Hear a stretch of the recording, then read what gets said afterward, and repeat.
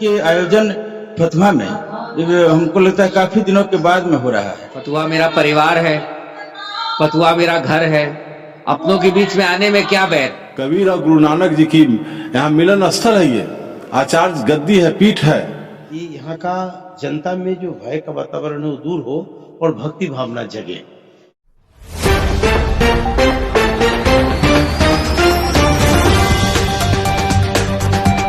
रुक्मिणी स्वयं साक्षात लक्ष्मी हैं, नारायण से दूर नहीं रह सकती। उक्त बातें कबीरपंथी मठ दरियापुर फतवा में आयोजित भागवत कथा का छठा दिन प्रसिद्ध कथावाचिका राधा किशोरी जी ने कहा। कथा के छठे दिन व्यासपीठ पर कथा व्यास सुश्री राधा किशोरी जी का स्वागत एवं व्यास पूजन मठ के संरक्षक महंत ब्रजेश मुनि, राघोपुर के पूर्व विधायक सतीश कुमार, आदित्य शंकर प्रसाद, समाज सेवी राजेश्वर राय, न्यास समिति के सदस्य विवेक मुनि, भाजपा नेत्री शोभा देवी केसरी, शारदा देवी ने पुष्प अर्पित कर किया।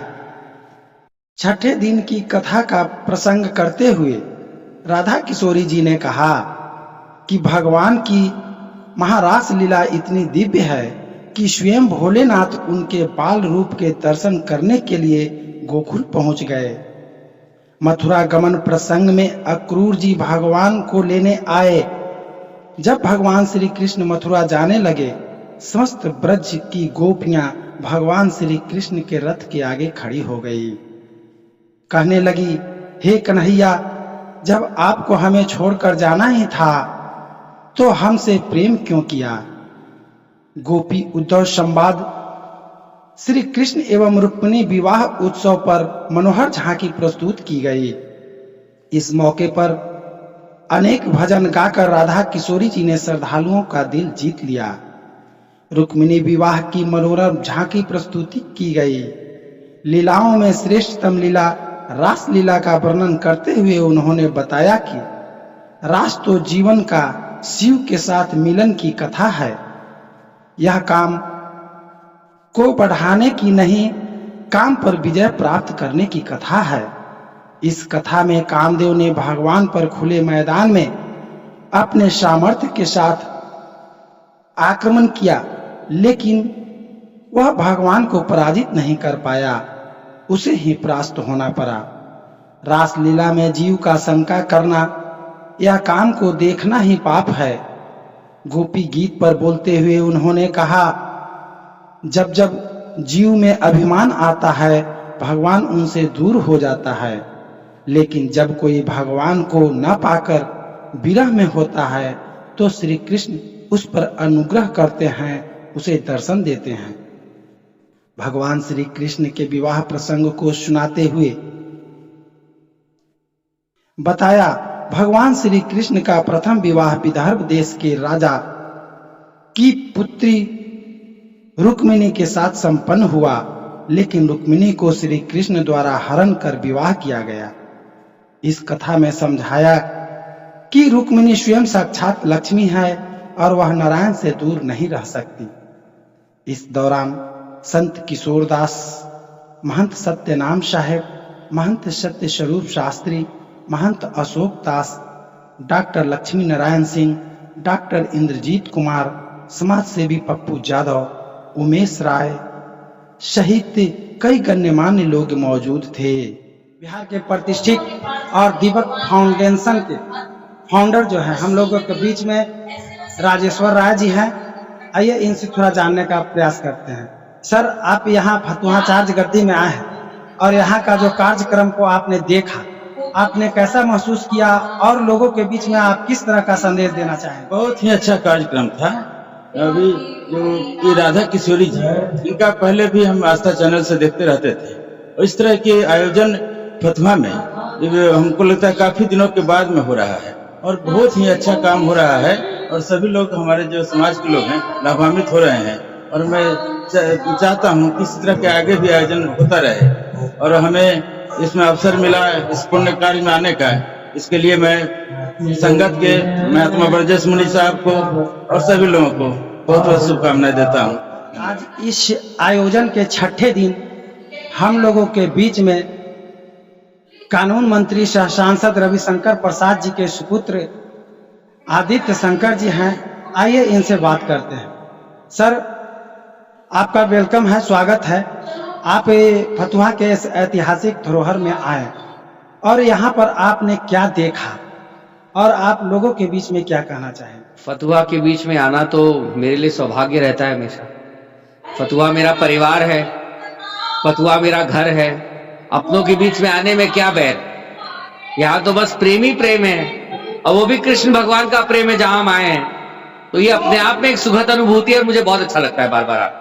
और जो लोग हैं उनके बारे में कुछ अपना मैसेज दीजिए। देखिए, हमारे घर के लोग स्वस्थ रहें, खुश रहें, मस्त रहें, ईश्वर की भक्ति करते रहें और हमेशा प्रसन्न मुद्रा में रहें। आप देख सकते हैं हमारे बीच में राघोपुर से पूर्व विधायक और समाज सेवी और बीजेपी के वरिष्ठ नेता सतीश कुमार जी हैं। आइए इनसे जानने का प्रयास करते हैं। सर, आज आप इस कार्यक्रम में आए, आपने क्या देखा, कैसा अनुभव किया और आप अपने स्तर से लोगों के बीच में क्या संदेश देना चाहेंगे? देखिए, ये कबीर मठ के प्रांगण में श्रीमद् भागवत कथा का शुरुआत हुआ। यह ज्ञान यज्ञ सप्ताह के रूप में मनाया जा रहा है और कबीर मठ का ये जो इतिहास रहा है, इसमें बहुत सारा भय का वातावरण था। यहाँ कोई आना नहीं चाहता था, लेकिन जब से महंत ब्रजेश मुनि जी को यहाँ का प्रभार दिया गया, तब से ये अनेकों कार्यक्रम यहाँ करते आ रहे हैं। आसपास के लोगों में विश्वास जगा कि नहीं, अब फतुहा मठ, कबीर मठ पहले वाला मठ नहीं है।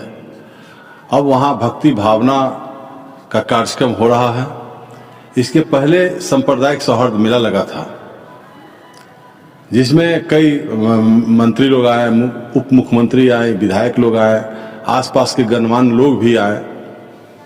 तो मैं यही लोगों के भी संदेश देना चाहता हूं कि इस भागवत कथा के माध्यम से आपने जो श्रवण किया है, जो राधा किशोरी जी का प्रवचन, उसको आत्मसात करने की आवश्यकता है और जन जन तक फैलाने की आवश्यकता है कि अच्छाई के रास्ते पे चलना चाहिए, सत्य के रास्ते पे चलना चाहिए, तभी अंधकार पर प्रकाश की विजय भी होगी।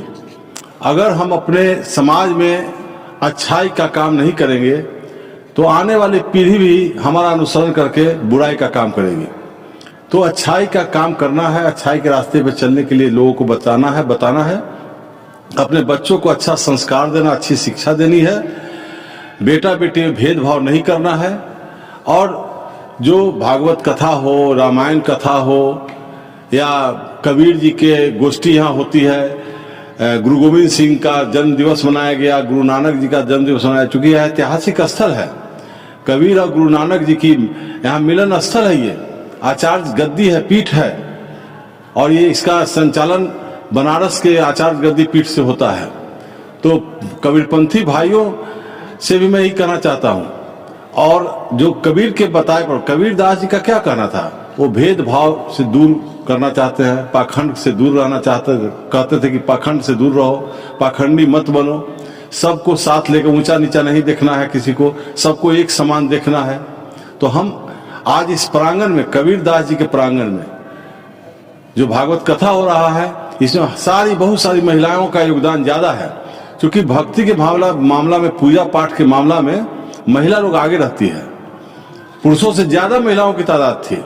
और जिस तरह से वो सुन रही थी, श्रवण कर रही थी भागवत कथा का, और जो कल फिर अंत है इसका, कल भारी संख्या में लोग आएंगे और आने वाले समय में और भी इससे मठ का विकास हो, सांस्कृतिक कार्यक्रम हो, यहाँ भक्ति भावना का कार्यक्रम होते रहना चाहिए।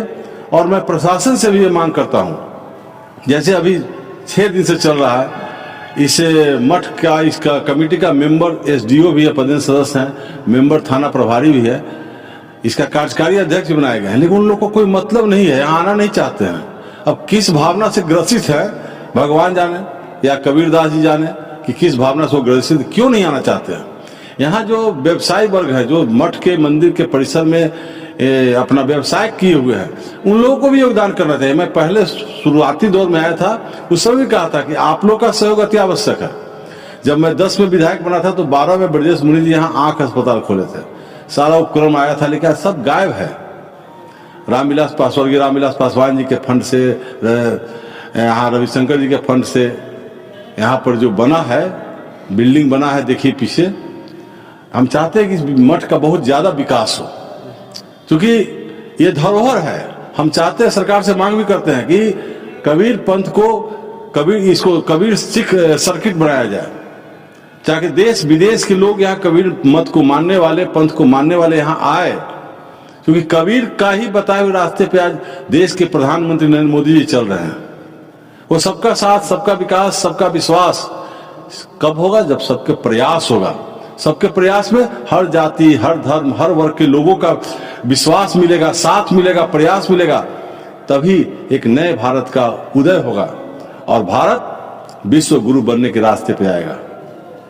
इसलिए मैं आम फतुहा वासियों से निवेदन करना चाहता हूं कि आपका सहयोग आवश्यक है। कबीर मठ में जो रक्त रंजित इतिहास रहा है मठ का, उसको समाप्त कीजिए, धो डालिए और आइए इस मठ में। और जो सरकार की तरफ से, धार्मिक न्यास बोर्ड की तरफ से जो चिट्ठी जो निकला है, जिसमें इनको संरक्षक बनाया गया है और भी मेंबर हैं, इनको मानिए और इनको साथ दीजिए, ताकि मंदिर का, मठ का विकास हो सके।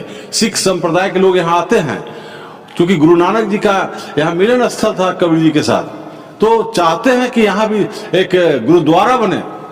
और राजगीर से गुरु गोविंद सिंह पटना सिटी से गुरुद्वारे से जुड़े, ताकि देश विदेश के सिख समुदाय के लोग भी यहाँ आए, तभी हमारे राज्य का पर्यटन भी बढ़ेगा।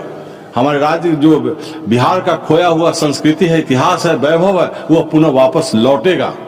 इसलिए मैं सभी ग्रामीण आसपास के फतुहा वासियों से यही निवेदन है कि आप लोग इस मठ मंदिर के विकास का प्रयास करें और सब साथ मिलकर चले। यही कबीर जी की वाणी थी। बहुत बहुत धन्यवाद। और आज छठे दिन के अवसर पर हम पुनः एक बार यहाँ के संरक्षक महंत ब्रजेश मुनि जी के पास आए हुए हैं। साहब, ये विगत 6 दिनों से यहाँ जो श्रीमद् भागवत कथा का आयोजन आपने कराया, और इसमें जो भारत के प्रसिद्ध कथावाचक सुश्री राधा किशोरी जी का आपने कथा सुनने का अवसर मुहैया कराया, और यहाँ पर भक्त महिलाओं, श्रद्धालुओं की काफी भीड़ भी देखी जा रही है। इस संबंध में और क्या कहना आप चाहें? सदगुरु कबीर साहब का यह स्थान है और सभी धर्म संप्रदाय को लेकर हम लोग चल रहे हैं, क्योंकि मध्यकालीन संतों का ये मिलन स्थल भी है। आज से 600 वर्ष पहले की बात है, सिकंदर लोदी से तक की बाबर का समय है। ये मठ बहुत पुराना है और यहाँ का वातावरण बनाने के लिए ये सब आयोजन किया जा रहा है कि यहाँ का जनता में जो भय का वातावरण है वो दूर हो और भक्ति भावना जगे। और कबीर साहब ने कहा है, अल्लाह राम करीमा के सब सबके भैया भाई दो जल्दी कहाँ से आया, अल्लाह राम करीमा के सब हरी हजरत नाम धराया। तो कहने का मतलब सबका एक ही है। और बीजक में भी आया है, सुनो यादव राय, कबीर साहब कहे भगवान कृष्ण को उन्होंने यादव राय कहा। और सुबरन करहूँ राम के काल गए हैं केस, न जाने कब मारी हो का घर का प्रदेश। बोलो कहाँ ये सभी छूट जाएगा, इसलिए राम का भजन करो, भक्ति करो। और ये जो है वातावरण यहाँ का, स्थानीय लोगों में श्रद्धा भाव भक्ति भी जगह है। इस मठ के प्रति लोग आने जाने में भय मानते थे इस मठ का, तो भय को मुक्त करने के लिए ये सब आयोजन किया गया है और एक संदेश जा रहा है। अच्छा है, बढ़िया है। किसी भी उस समय भी राक्षस था, आज भी राक्षस है।